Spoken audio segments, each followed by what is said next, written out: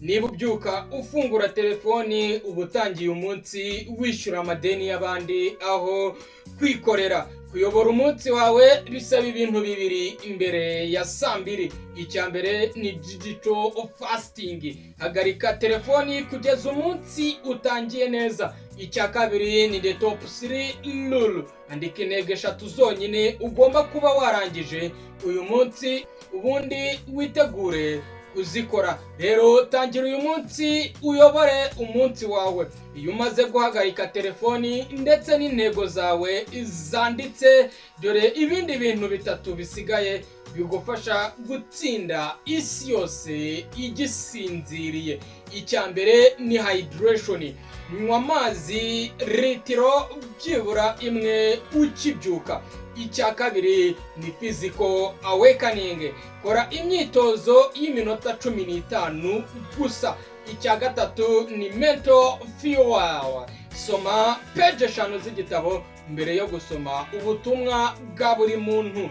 Rero intsinzi itangira mbere ya saa mbiri. Niba utangiye nabi imbere ya saa mbiri, ndakubwiza ukuri yuko n'ubundi biraza kukurangirana utageze ku cyo wifuza.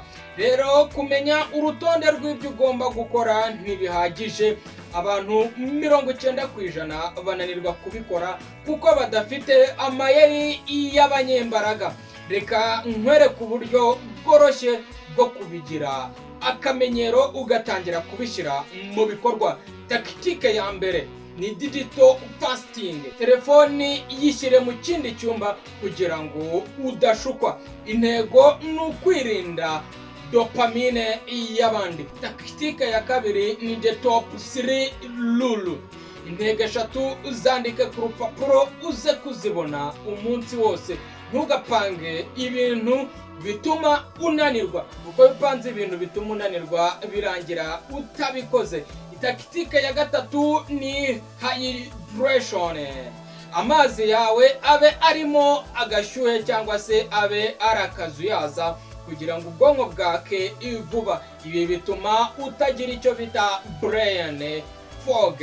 Icya kane cyangwa se takitike ya kane ni physical awakening, kora push up nkeya cyangwa se gutambuka gahoro gahoro gake gake. Intego ni uguhindura imitekerereze y'umubiri, ntabwo ari ukubaka amatuza.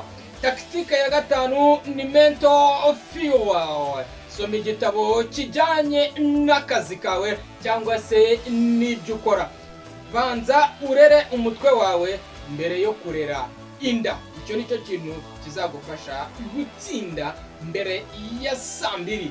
Rero iyi niyo nzira yo kubaka ejo hawe. Kora subscribe niba ushaka ko dukomezanya hano kuri Venados Creek Diaries, kandi munyemerere tujye tubana buri munsi niba mushaka guhinduka no gutera imbere.